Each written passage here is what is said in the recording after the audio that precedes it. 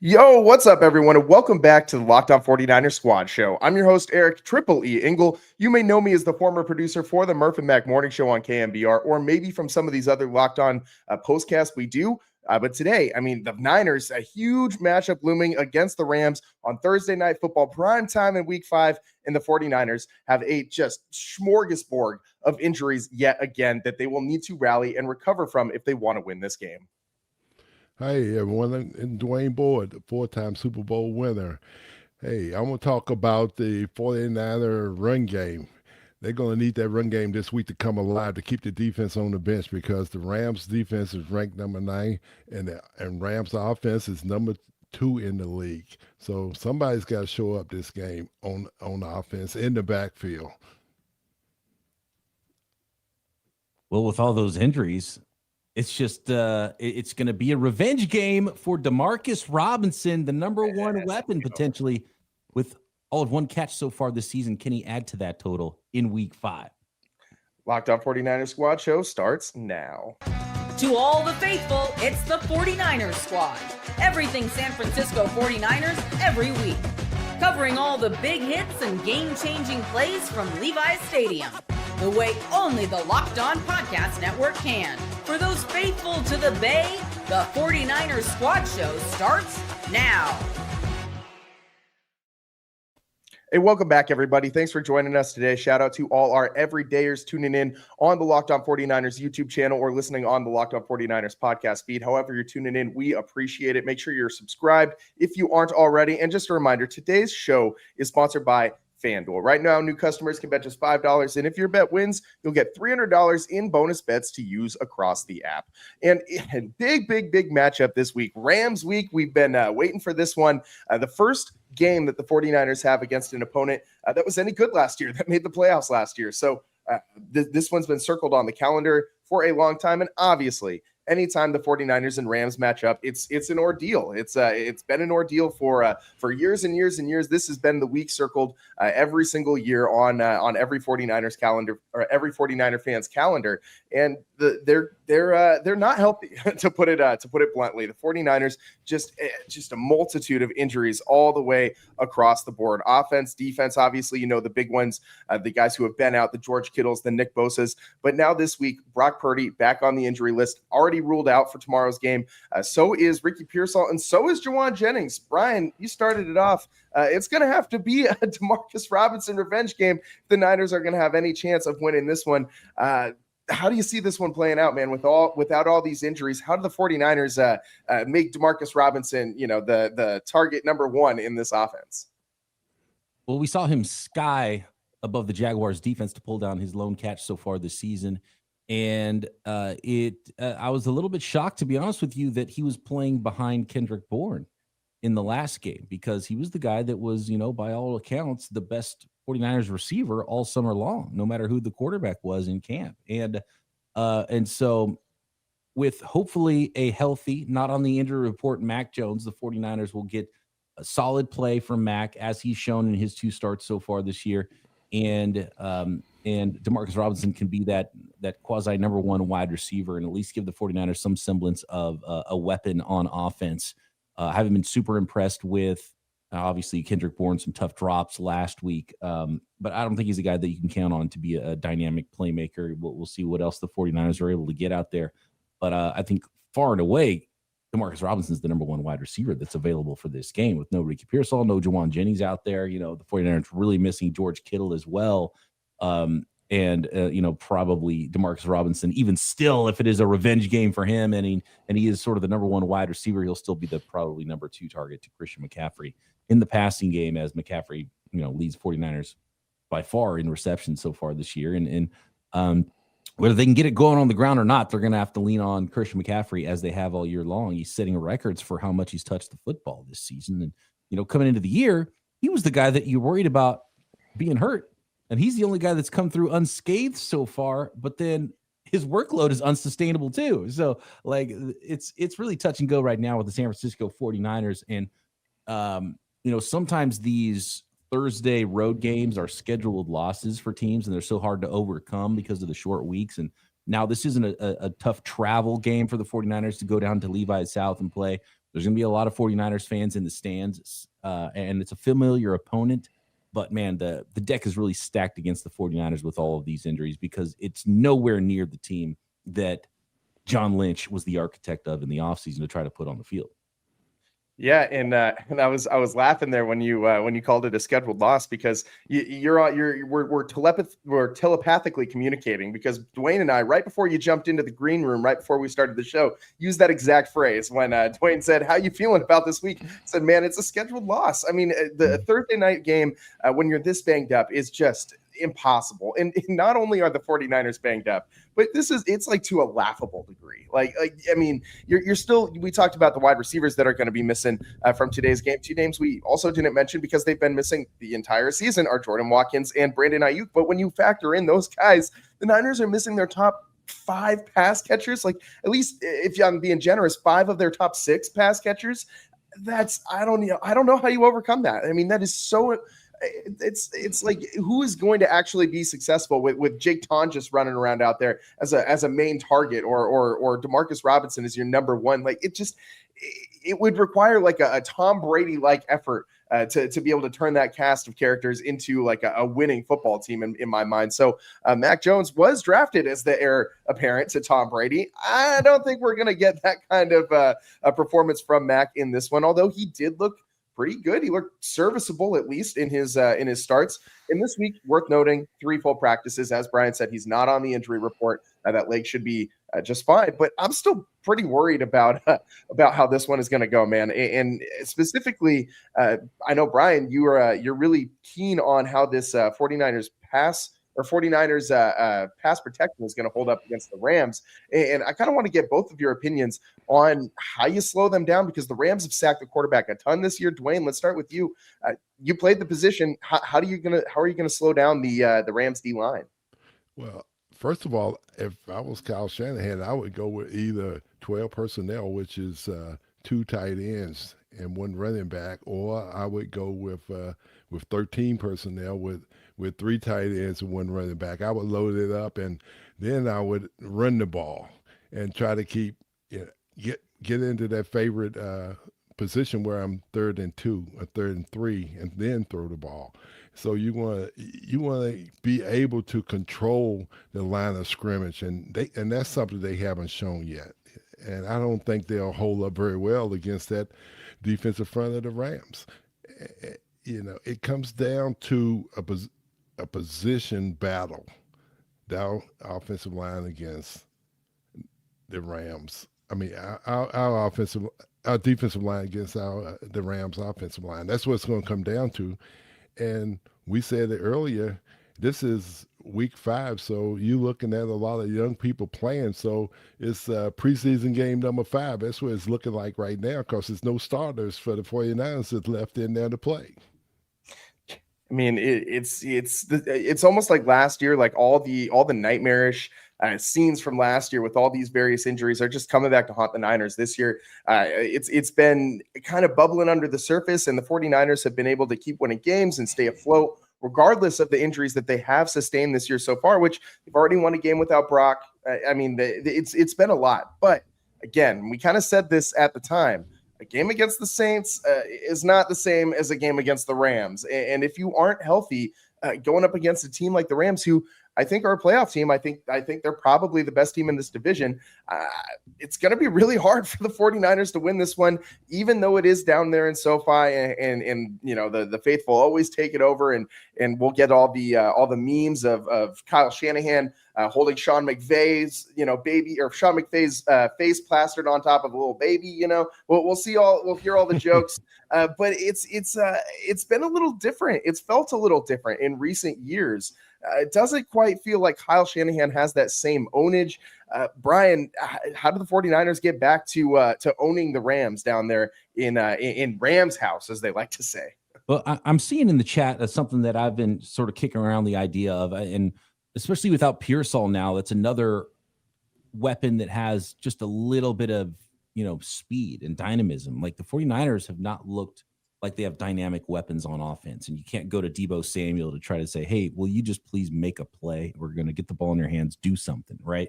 And really, Christian McCaffrey's the only guy left that is like a playmaker on the offensive side of the ball that you would expect to be able to go out there and make big plays, and a lack of speed on offense.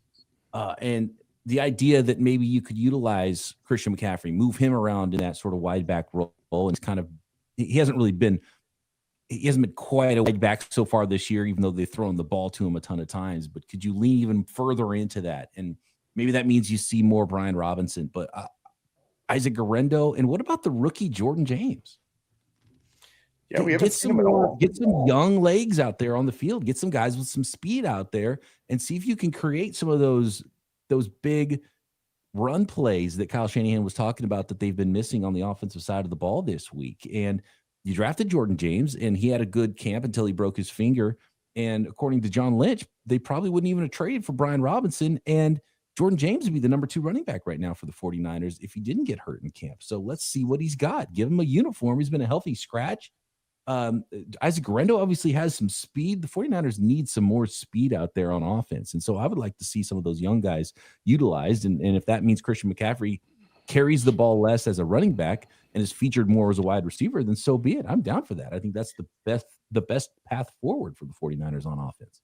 Yeah, that was my follow-up question was, do you see a situation where Christian McCaffrey can maybe only get, I mean, it sounds crazy, but less than 10 carries at running back and like 10 plus targets out of the slot? Like, is that feasible in this game? I mean, not only is it feasible, it's unsustainable with the way it's going right now. Oh, yeah. And I know that Kyle Shanahan has to use Christian McCaffrey as much as possible. He's his best weapon, and he's healthy, and he's able to play, and he's trying to win football games. But you got to be smart because there's a whole lot more football games to go. You still have 3/4 of the season to go. And if Christian McCaffrey's broken down, then where are you at on offense? So I think you got to be smart. And these other guys are professional football players, and they're on your 53-man roster. Utilize your roster, right? And the biggest impact Christian McCaffrey's made, I mean, they're still running 3.3 yards per carry with McCaffrey too. So you got to do something different. And maybe you need to stand on your head and look at things a little bit differently when you're making your call sheet if you're Kyle Shanahan. But Christian McCaffrey has been more impactful as a receiver. So use him in that role and see if you can create something else with some of these other younger backs on your roster that have some fresh legs. Yeah. And I mean, Christian McCaffrey has led the team in target or in both targets and receptions. He's got 11 more receptions than Ricky Pearsall, who has the second most receptions on the team. And in McCaffrey, he's 69 carries for 225 yards. I want to make a joke and say that the carries, that's pretty nice. But you know, when you're looking at that yard per carry average, it's not very nice at all, man. And last, like you mentioned the big plays last week, I think McCaffrey's longest rush play, I think the 49ers' longest rush play from scrimmage was 11 yards. I mean, is far and away from what we used to see from this team. I mean, we talked on our show last week on Wednesday about running left. Like, let's bring back running left, run behind Trent Williams, and maybe get that guard pulling. No, absolutely nothing to work with on that left side or the right side for that matter. It doesn't matter where he's running. It's just not working. So Dwayne, how do you put the wheels back on the running game? How do the 49ers just will this rushing attack to work? Do you need to maybe go to the rookie at running back? I mean, not completely bench McCaffrey, but do you need to mix him in a little more? Maybe some more touches for Brian Robinson. I mean, ultimately, is this just shifting chairs on the deck of that Titanic? Is it all just sinking and there's no way to fix it? I mean, what are you seeing with the running game right now? Well, the running game might turn out to be something by committee now, because you talked about putting McCaffrey at a wide receiver position, and then if you put him at a wide receiver position and bring in another running back, one of the running backs, and then you also have Cal Juszczyk. Okay, if you go with those three people on the field at the same time, it'd be interesting how the Rams match up with them. How would they treat running with McCaffrey as a wide receiver, or you can motion him back out and put him in the backfield. You could play big mind games with him. It's all about who can fool who. And I think that's what they got to be more creative with the personnel that they have. Because I wouldn't go out there and put just anybody out there and see what's going to happen. I would go out there with a plan on putting, mixing it up on them. Right. Yeah. And when you put that personnel on the football field, you could put 3 running backs on the field, right?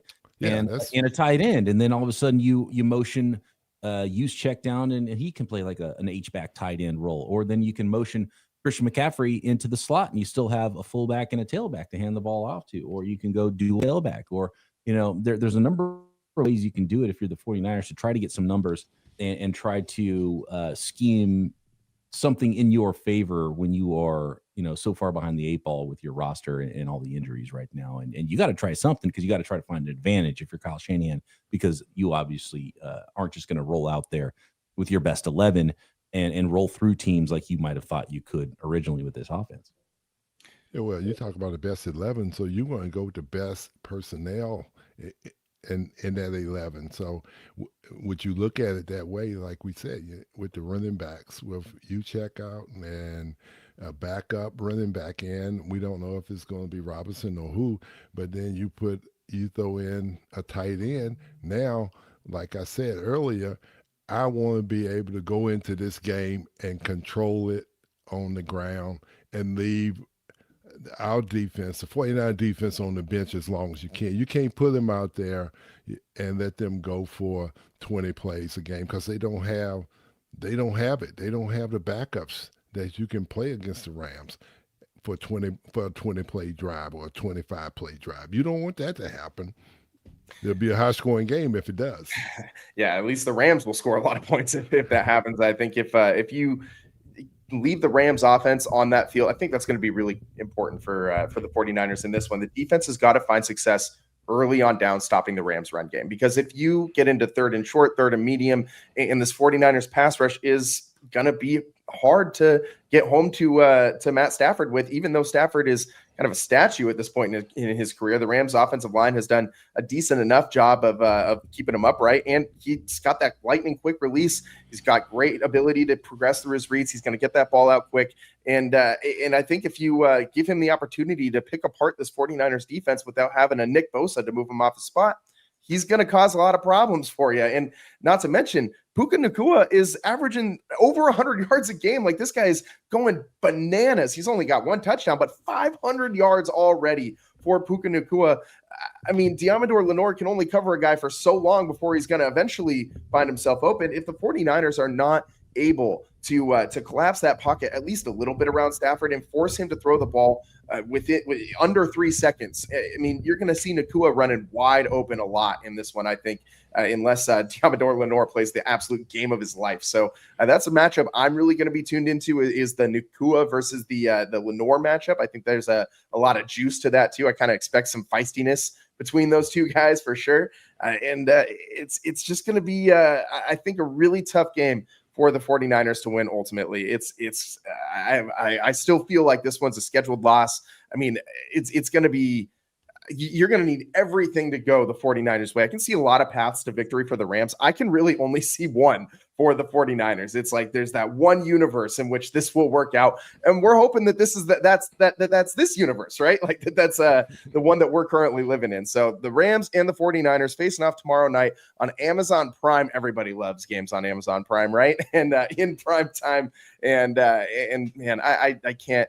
I can't continue on without at least mentioning that, like, I cannot stand how many different streaming services we need just to watch football, man. It is so just get it right. I will say that Prime does it the best with the Prime Vision, where you get the end zone camera of the game. That's the best way to watch football. So if nothing else, I'm glad that Prime introduced that, and hopefully the other networks can follow suit and we can get a better way watching football and with fewer networks carrying games, hopefully. Yeah, they're I feel like that's pretty universal across like all of the new, like you got baseball on Apple TV now, and I feel like the technicalities of these like new broadcast platforms are cool, but like their cameras are better, and they have, different angles and stuff than we're used to. The actual broadcast just sucks, man. I don't want to watch this for more than a minute, but I'm going to, because it's the 49ers. So it's going to be a tough sledding game for the Niners, and I'm not very stoked that this is going to be on display in prime time for everybody in the world to see, because I have a feeling that everyone's going to be pretty down on the 49ers after this game.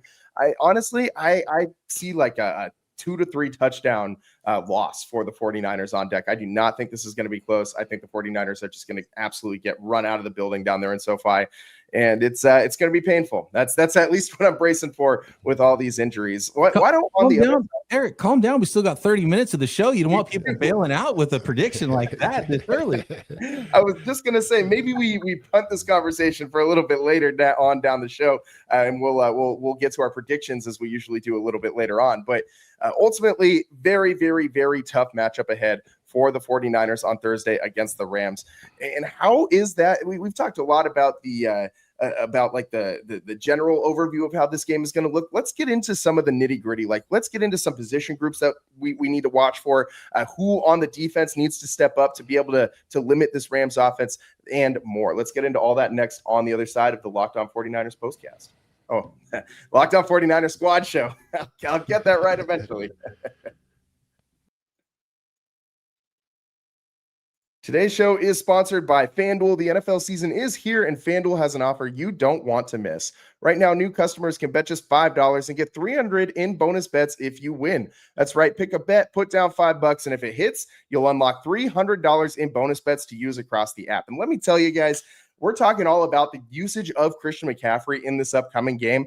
I'm seeing a lot of lines for his receiving yard total hovering around 50. Hammer that over. Absolutely hammer that over. Christian McCaffrey is going to get a lot of looks early and often in that passing game. Mac Jones is going to be looking to check down to him a lot, I think, in this one. Easy win. If you're looking for that $300 in bonus bets, put your $5 on Christian McCaffrey over 50 receiving yards. So what are you waiting for? Visit FanDuel.com to download the FanDuel app today and get started. Welcome back to the Locked On 49ers squad show. I'm your host, Eric Triple E Engel, joined as always by four-time Super Bowl champion Dwayne Board and my guy, host of the Locked On 49ers podcast, Brian Peacock. And the Rams, I think, are going to be clearly the superior team talent-wise on the field on Thursday. But I still think there's a way for the 49ers to win this game. So, Dwayne, let's start with you. What's the key to a 49ers win? Like, the 49ers will win this game if what happens? Fill in that blank. With what happened, it's going to happen. They have to shut down the Rams offense. That's going to be the key to the game. And you already brought it up that the Rams are running wild right now with the players that they got on offense. And that's the thing that the 49ers going to have to do is make the quarterback uncomfortable. Because the last game against Jacksonville, they didn't even get close to him. They didn't have one quarterback hit on the quarterback. You know, he could have came out in a three-piece suit dressed in white and came home clean. And that's where the game was. And they can't let that happen. And the thing that I noticed, too, against the 49ers, they rushed, but they didn't run no games. They didn't run no stunts. And I was always a big believer in running stunts because quarterbacks, if they know you're going with a straight rush, they know where the rush is coming from. They know how to move in the pocket. But when you run games, you mix it up, and the quarterback don't have a good feel for where the rush is going to hit him at. So that's the thing that they have to do and do a good job of. And along with the rush, if they're going to game the front up, they need to bring an extra person. So if they playing man, the quarterback is blocking in the backfield. The running back is blocking in the backfield. Then the linebacker who has that running back should put himself in the rush too. He should be an add-in. So it's some things that they can do, and they're going to have to do it to fool the Rams. Because the Rams offense is, when it's rolling, man. Yeah. And Dwayne, as a guy who played the position and a guy who coached defense in the NFL as well, is that's harder to incorporate with a lot of young guys, like running stunts and running games on the defensive line? Is that, given the fact that the 49ers basically only have young guys up front at this point? I mean, they have a couple vets mixed in there, but the young guys are getting so much playing time. Is the youth kind of maybe a reason that we haven't seen a lot of that so far this year? Well, I think so, yeah. Because running games, the guy that you run the games with, you have to know him. You have to know what type player he is, how quick he's going to hit the game that you called, or if he's going to help you out by doing a rub off, by picking the if the offense is zoning, if the line is zoning, which they do a lot of, if he's going to do like a rub game where he's going to rub the guy off who's supposed to pick up the second guy coming around, it takes a while to learn that. And yeah, or straight up grab him like Justin Smith used to do for Aldon Smith and clear that thing up. A little bear hug. You can't grab no more, but you still got some sneaky ways to do it. But you just can't reach up and grab him in the V of the neck like Aldon Smith and Justin Smith used to do. They anytime the offense gets a disadvantage, they come up with a new rule. Yeah. Yeah, man, and I personally hate that. I love watching hits, man. Like that's what separates football from all these other sports is that aspect of violence. You can't have football without the violence. It's just part of the game, man. Like that's the point. And violence does what? It causes turnovers too, and that's something we haven't seen from the 49er defense is turnovers. Okay. What last week Jacksonville was a +4 in turnovers. Yeah, that can't happen. Turnover, you can't lose the turnover battle too. So that the ball's gonna have to bounce your way, I think, if you're the 49ers. By the way, and might have been part of the reason why Liam Cohen was so upset after the game, but Fred Warner jumping over the top when they're kneeling the ball down, he actually hit the ball. Like he wasn't that far off from causing a fumble, jumping over the line when Trevor Lawrence was kneeling down the ball. He kind of got there and got his hand on the ball. It didn't quite hit it hard enough, but man, what a turn that would have been if he had actually knocked the ball out of his hands. But yeah, Fred Warner, you got to knock the ball out. The Fred Warner peanut punch. You got to catch those interceptions if they're thrown to you, and that's going to be huge for the 49ers. And you certainly can't lose the turnover battle 4-0 if you want to try to go to LA and win this Thursday night. Yeah, I'm still really upset about that. I like the longer that it's been since Sunday, and the more that I've gone back and watched the play, the more upset I get about that Upton Stout DPI call. That was an interception. Like that's an interception. You got to allow guys some hand fighting. Both guys are pushing. Let them play, man. Like I despise that kind of stuff. That's just like Dwayne said. You just any rule that you can implement to just make it easier for the offense and put the defense at a disadvantage. That's what we're getting today. And maybe for the 49ers to have some less turnovers. Dwayne, you were calling for a lot of 13 personnel or 3 running backs. Even let's just go ahead and bring back the wing T offense for this game. You know what I mean? Like let's just run right down the throat of the Rams and see if the 49ers can finally eclipse 100 yards rushing with McCaffrey for the first time this season. I mean, obviously that's all wishful thinking. I don't think any of that's going to happen, but the 49ers in this one are going to have a tough time, I think, finding some room to run. Brian, you were kind of talking earlier about the Rams pass rush against the 49ers offensive line. Is that your key for this game? I mean, up front is always really important. The biggest thing for me is because we talk a lot about the wide receivers and, the quarterback's hurt and you're missing George Kittle, but both lines aren't the same as the 49ers planned. It's like, okay, you got a really good quarterback. You're paying $53 million per year. Okay, he's out. All right. The best two-way running back in the NFL. Okay, well, at least he's still healthy for you. If worse comes to worse, you can run behind a Hall of Fame left tackle. Well, he's not really playing. He's playing like a human being, Trent Williams is this year. And then a rookie next to him who's a little dinged up. And then Dominic Pooney, you're like, oh, cool, he's going to be even better in his second year. Well, no, he's got a sprained PCL, so he's playing on one leg. And so really the entire thing is nothing like what you expected it to be coming into the year. And then now on the defensive line, Nick Bosa's out. And you saw with him out how impactful that was for everybody else. There was no pass rush. It was the worst pass rush the 49ers have had in 10 years. Since 2015 is the last time they didn't get, any quarterback hits or sacks in a game. And those weren't good football teams in 2015, by the way, if you guys remember. And so if you have no pass rush at all, you're a non-functional defense, even if you have a good secondary. And they got a couple of rookies in the secondary. It's a baptism by fire for those guys, and they've mostly held their heads above water. You mentioned the Upton Stout flag, and I mean, I wasn't in the stadium. Dwayne, you were at the stadium last week, right? How deflating was that for the crowd going crazy after an interception? And it's like, nope, we're going to take that one away. Like that kind of thing it's almost more deflating than if he wouldn't have picked it off at all. it was deflating, and the crowd was very, very quiet. And when it happened, like you said, that it was everybody was cheering, but then after that, after that interception, the whole crowd went silent and everybody left. Yeah, and that's that's a bad sign too when people start walking out before the game is over.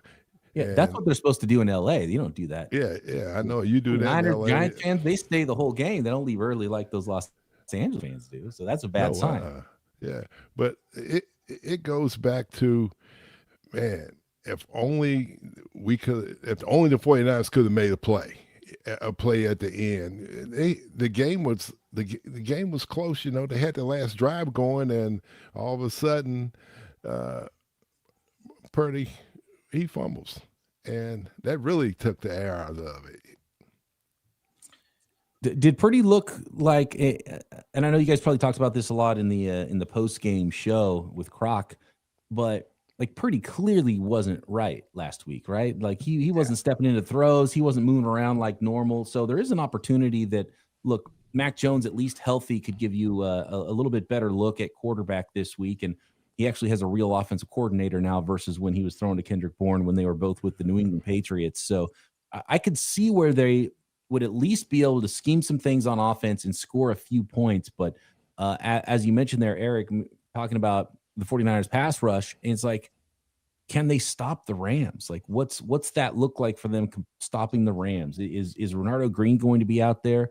So even if you're able to, contain Puka Nacua and you're able to rally downhill and keep him in front of you and tackle him after he catches the ball, then you still have Devontae Adams out there, and who's going to be covering him? So it's really going to be a tough task for the 49ers. They're going to have to win the turnover battle. They're going to have to keep the game close. They're going to have to grind it out.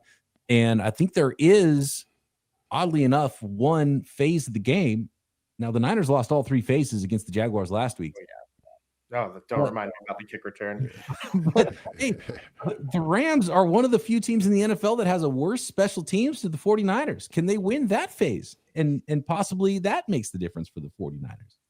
Yeah, I mean, Dwayne, you always tell me, what are the two things you got to pack when you go on the road in the NFL? Special teams and defense. Exactly. But going back to Brock Purdy, you didn't see him stepping into his throws. His balls was high because he was throwing off his back foot. And if that happens again against the Rams, you're going to see the same thing, He has to step into his throws, and he wasn't able to. And I would like to say, was it the offensive line? They gave him a pocket. It was him not being comfortable. He was probably thinking about that foot, that toe. That's what I was just going to say. Anything. That's what I was just going to say. I do think that we saw some signs of Brock still being injured. Obviously, it was his worst game since that awful Ravens game back in 2023. I believe that was Christmas of 2023, if I remember correctly. Just the worst Christmas present you could ever give me.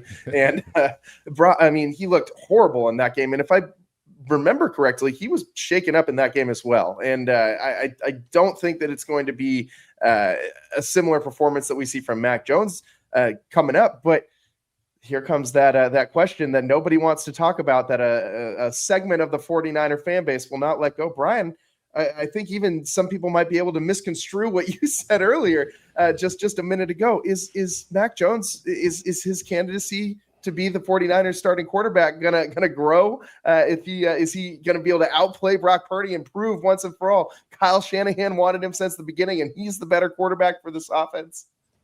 Doubtful in my mind. But if Brock Purdy, the thing about Brock Purdy, and it's been our thing on Locked On 49ers, if you listen to me and Croc daily, and I know there's a lot of everydayers that I see in the chat right now that hang out and listen to us every day. Brock Purdy has some superpowers, but just the physical ability and arm strength isn't one of those. And he's kind of like right at the line, and not being able to step in the throws might take his arm below that line. Not having the athleticism to get out and make plays as he does might start to drop him below that line physically. There's a reason he was Mr. Irrelevant in the last pick in the draft and not a third-round pick or a fourth-round pick, right? And so he's not the biggest guy. He's not the strongest guy. He doesn't have the biggest arm. and he throws so much with anticipation. So if you muddy the picture and make it so he can't quite throw with as much anticipation, well, that ball's there just a little bit later now. If he's overthinking it because his body's hurt, maybe he's getting pressured now, maybe the ball's there just a little bit later than he'd like to, because he needs to throw it early because he doesn't have the power arm to make the deep out. If he can't step into throws, maybe it starts to sail on him a little bit. He can't make the throw. So he does start to fall below the line. So would a healthy Mac Jones be better than that? Then that's certainly possible, because I think Mac Jones is, kind of a borderline starter and a solid backup. But I don't think that if it turns out that Brock Purdy is not the guy for the 49ers in some subsequent year, it's not because Mac Jones is some amazing guy. I think Kyle Shanahan's a good offensive coordinator. It's a good fit for Mac Jones. But I think he is what he is, and he's a good backup, and it's nice that he's around and he can win you some games. He'll probably deal with a lot that Brock Purdy dealt with, and it might not look pretty for Mac this week. Yeah, I mean, he's been able to generate some passing yards in his starts for the 49ers, but it's looked not very smooth at times, and I expect that to kind of be the same thing for the 49ers against the Rams.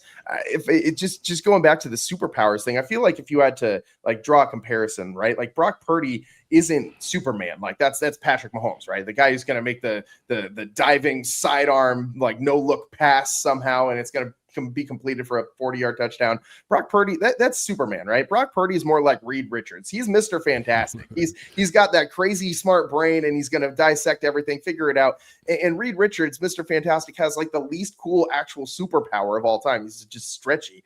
Brock, he's not the most physically imposing superhero you've ever seen by any stretch of the imagination. That's Brock Purdy. He's doing it all with the brain. And what you see a lot with really great quarterbacks that have the guts that Brock Purdy has, and you see it with Brett Favre, and you see it with a lot of quarterbacks.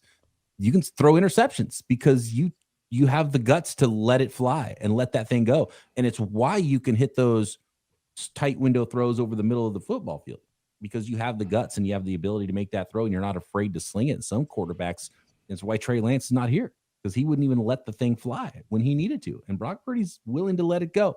But when you have that kind of guts and you play that way, and if things get off a tick off, then sometimes that can go to the other team as well. So it's a double-edged sword, and you see that with great quarterbacks. A lot of really good quarterbacks will throw some interceptions just because they're willing to let certain balls fly, and Brock Purdy is, and it's one of his superpowers. And so anticipation being number one of his superpowers. Yeah, so anticipation, man. I'm waiting for Marvel to break that one out, and then maybe Brock Purdy can star in that one. But yeah, and you start taking timing and anticipation, and the ball starts to float, and it can start to look funny. And what's crazy is Mac Jones. Kyle Shanahan hasn't had very many physically crazy gifted quarterbacks, right? No. Especially with the 49ers. Jimmy Garoppolo was pretty average physically. You mean Nick Mullins wasn't lighting the world on fire? Nick Mullins was even below what line we're talking about with Brock Purdy. And so it's funny because Mac Jones will come to the game and he'll kind of throw a nice, deep ball. And people go, oh, Mac Jones Mac Jones has a very average arm. You know what I mean? It's not like he's got a great arm either. So, yeah.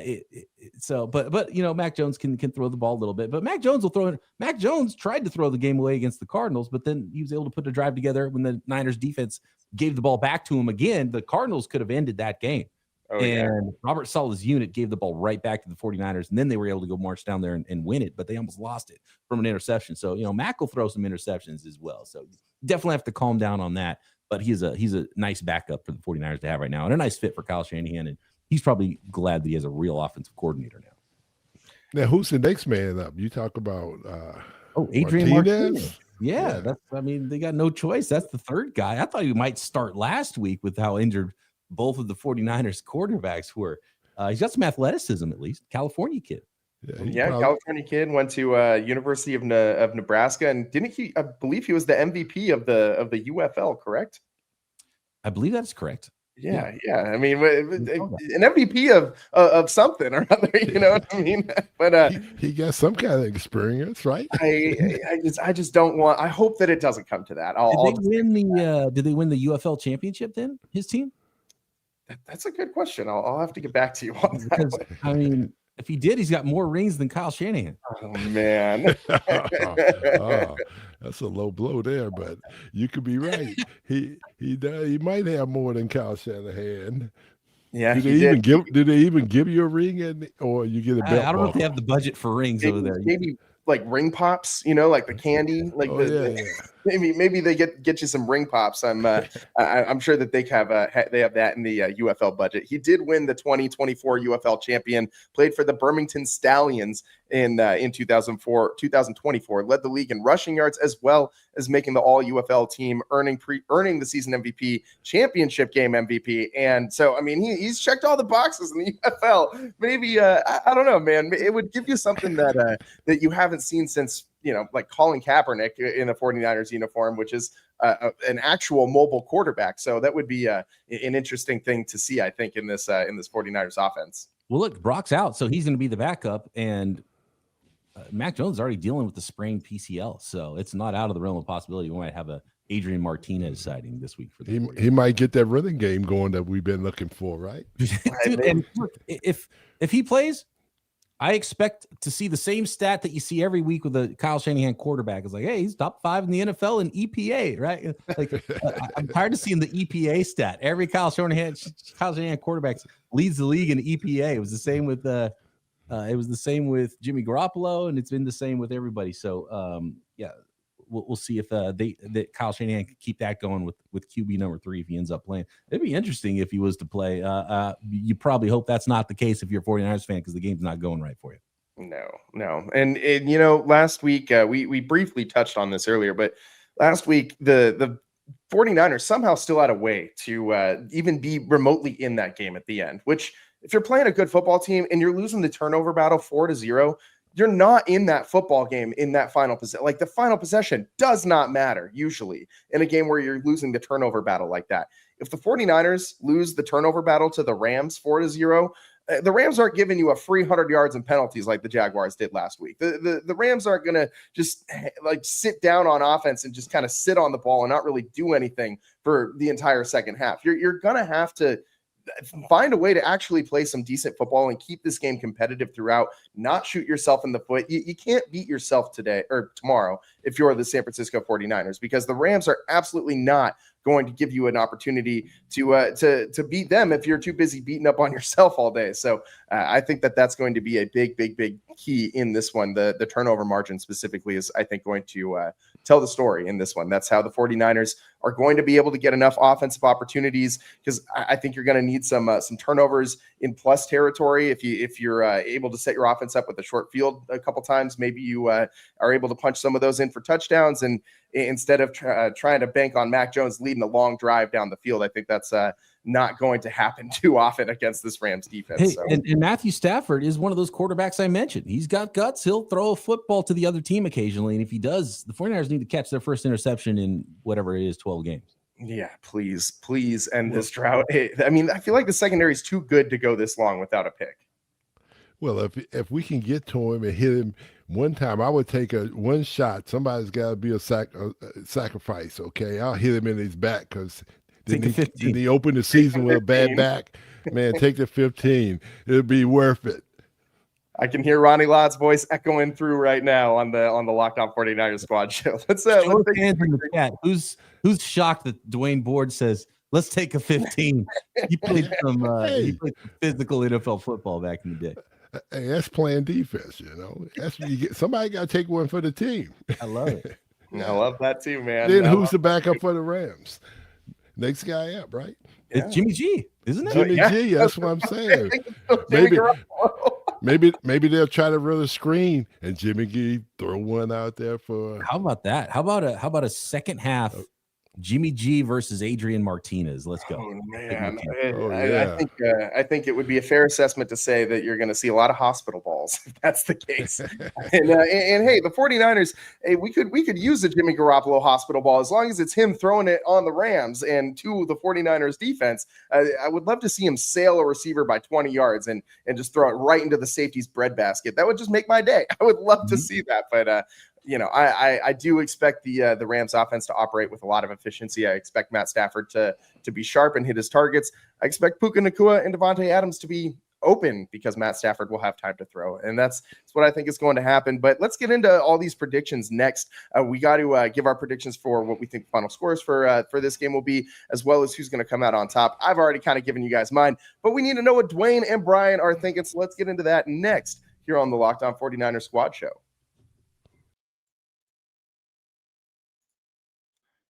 Today's show is sponsored by Mazda. Mazda crafts cars for those who do more than simply move. Mazda delivers confidence with every ride, with more IIHS Top Safety Pick Plus awards than anyone else. As of August 2025, you can make everyday drives feel like anything but an everyday experience, from smooth handling to intuitive controls. And with all-wheel drive standard in every crossover SUV, you can drive with confidence through almost any season. And I love hearing that as someone who is an avid snow sports guy. I try to get 20 to 30 days on the mountain every year, and it takes a reliable vehicle like Mazda. Like our players, we sweat every detail, because when you make every move count, impossible becomes irrelevant. Mazda, move and be moved.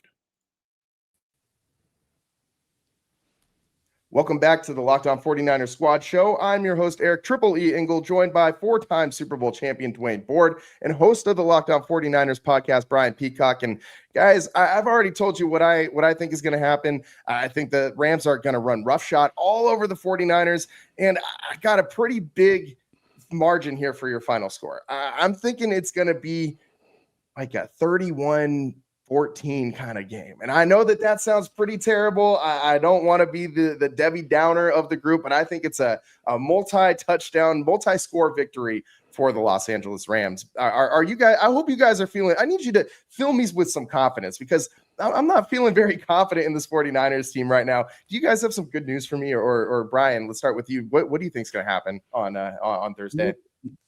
You're not alone here, Eric, because I think the game opened with the Rams being 3.5-point favorites. And now with all the injury news for the 49ers, I recorded the crossover show with the Locked On Rams host Travis Rogers, which is actually going to air shortly after we're done recording this podcast. And so it was 6.5 points. That is even gone high in a couple of hours. The Rams are favored by 8.5 points. So money is just coming in on the Rams side like crazy in this one. So you're definitely not alone there. It doesn't look good for the 49ers. I don't think anyone would expect the 49ers to go win this football game as they're currently constructed. And there's too many reasons why. Like, the only position on the football field that is as good or better than the 49ers expected it to be coming into the season is probably linebacker, because Fred is still Fred. And D. Winters has been a nice surprise for the 49ers, really taking a big step in year 3. And every other unit is worse, mostly because of injuries, than the 49ers expected it to be. Yeah. And again, pass rush, if you can't get home, it's going to be non-functional. And Matthew Stafford's too good of a quarterback with too good of receivers and could possibly pick you apart there. So I don't like it for the 49ers.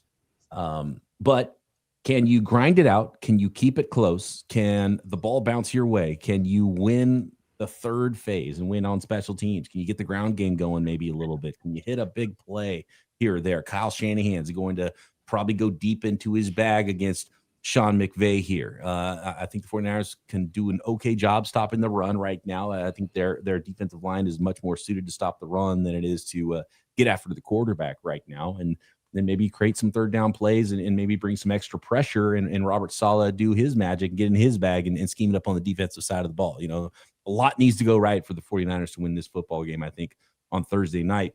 But you know what? There's the one thing that's kind of looming out there when I think about the Rams, Dwayne. Is it still the same? Is it still the same sorry ass Rams? Hey, they'll never lose that name. In my book, they'll always be the same sorry-ass Rams. But my prediction for the game is 28-15, the Rams. Only reason is because the 49 defense has to show up and make some turnovers. And that special teams have to come alive, too, because, Eric, you mentioned earlier that the Rams have one of the worst special teams in the league. So that's another battle that needs to show up in this game. If it doesn't, it's going to be some fans coming out the stadium very angry with the 49 home team, as you say, home team in L.A. let me paint a rosier picture too. Even in a loss for the 49ers, if you like all the injuries we're talking about, if you came in before week 1, you said, hey, after 5 weeks of the NFL season, the 49ers aren't going to have their starting quarterback. Bosa is going to be out. Pearsall is going to be out. Brandon Ayuk's still not back. George Kittle's going to be out. You're going to have some, Trent Williams isn't playing like a Hall of Famer. And the 49ers are going to be above 500 after 5 weeks of the season. You would take that. You would feel pretty good about that. And it doesn't feel great after starting 3-0 for the 49ers to potentially be 3-2.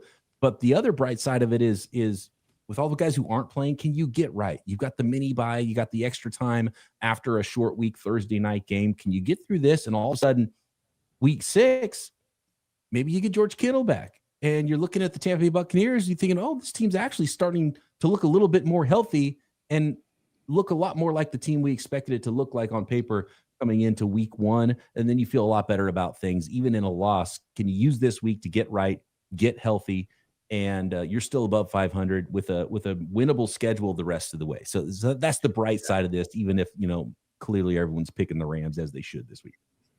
Yeah, and I think that's a key there, because the 49ers schedule, I mean, you mentioned that Bucs game. That might be, if you're asking me, that's the toughest opponent that they're going to have that is outside of the NFC West this entire season. And it's coming in week 6. The rest of your non-conference games are like the Browns, the Panthers, the Texans, a lot of that level of competition. The Texans have thought they were going to be good, and they stink too. Yeah, they're pretty bad. Their offense can't move the football. Kind of similar to the 49ers, but 49ers have actually been better on offense than the Texans, which is, there's not a whole lot of teams that the 49ers offense has looked better than. But again, to your point, if your offense is still functioning at a higher level than some of these other teams, and you don't have your top 5 pass catchers, and you're missing guys on the offensive line, and guys are hurt, and McCaffrey, he's still versatile, does not look as explosive as he once did.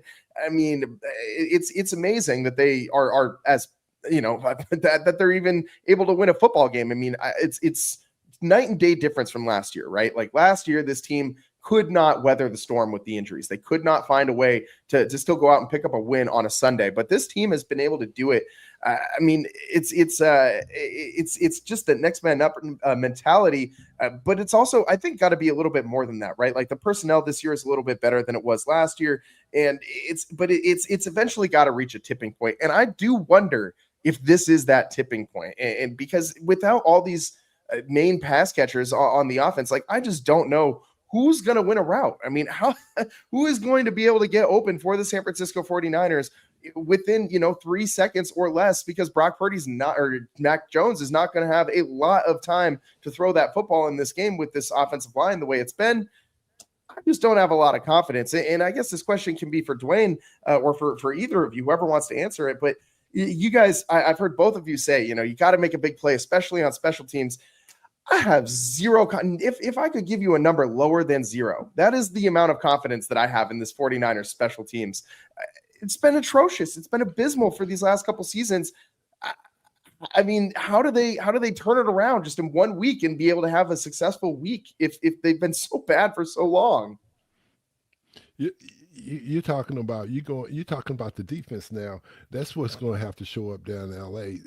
They're ranked in the top 10. I think they're tied for 5th on defense, and also they're against the run. They've been decent against the run. They're 17th. But the thing that kills you, going back to what Brian said, is the pass rush. They're ranked, and they might be almost dead last, and also, if they can't control the line of scrimmage like they have been with Bosa, which I really think they can. I have no problem with the guys that they got playing now, but the thing you have to do is, I've always said it, when you got a situation like the 49ers have up front, you got to rotate the guys. You can't just go in there and play the same 4 guys like you normally would. Bosa never came out the game, but now you don't have Bosa. So I would be putting my best guy on that worst offensive lineman, and guess what? He won't be just the best guy. I'm going to keep putting different guys on him.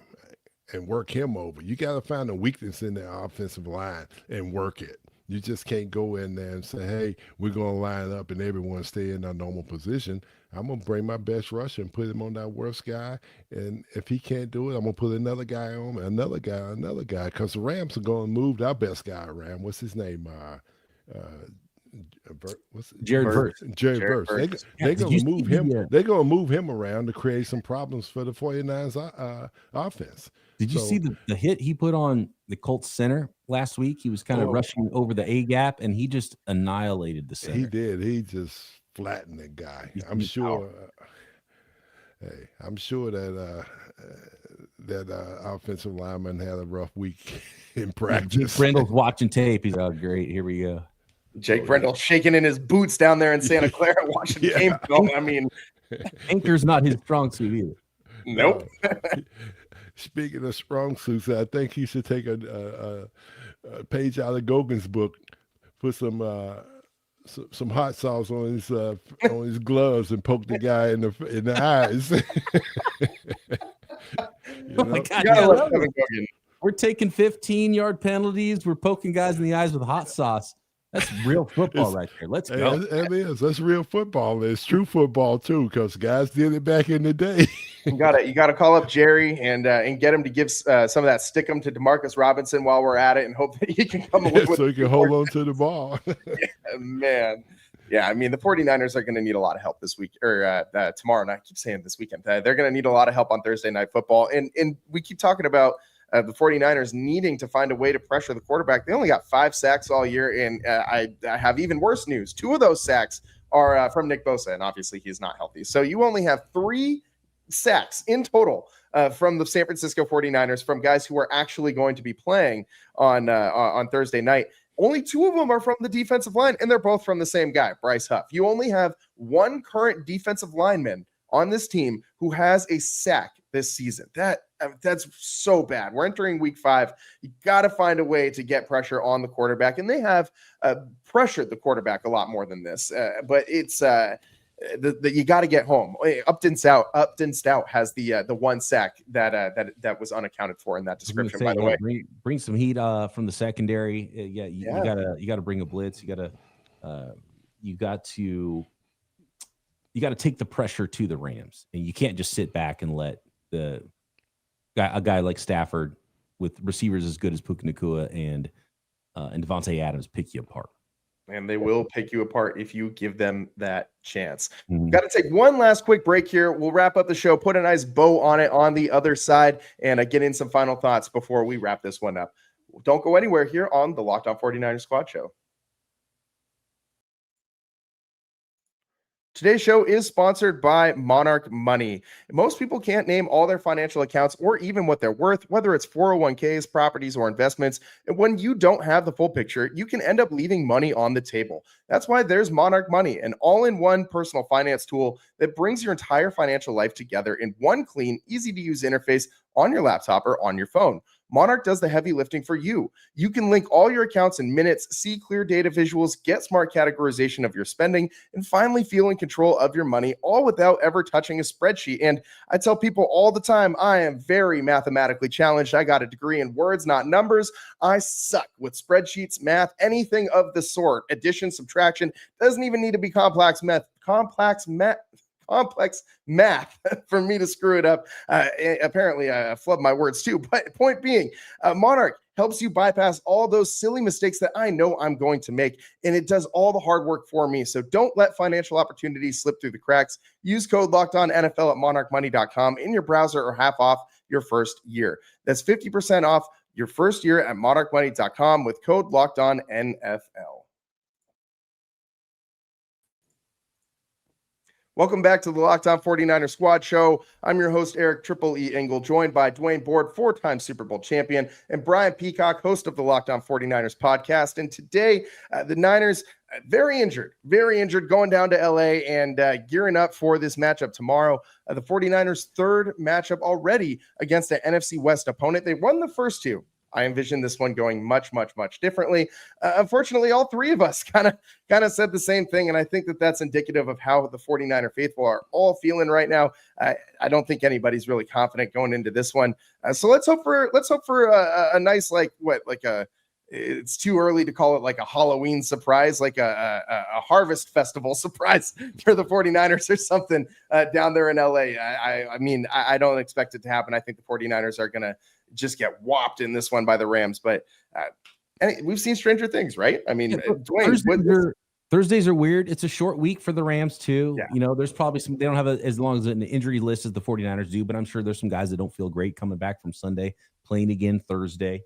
And it is the same old sorry ass Rams. So yeah. The Rams are surprisingly healthy. They only have 2 guys who are currently listed on the injury report. Imagine that, 2. Oh my God. Yeah. Rob Havenstein, their offensive tackle, he did not practice at all this week. Tyler Higbee also did not practice at all this week. Both are doubtful for tomorrow's game. That's it for the Rams.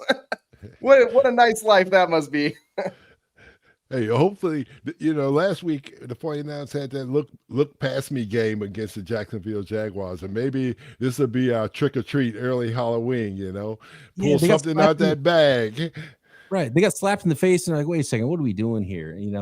And I wouldn't mind seeing an angry Trent Williams because I've talked about him. Maybe he hasn't been playing at his Hall of Fame level. Is he washed? I don't think so. And he's still a dude, and you can still see his power when he's out there on the field. So maybe a little wake-up call for the 49ers. It would be huge for the 49ers stars that are still playing to show up.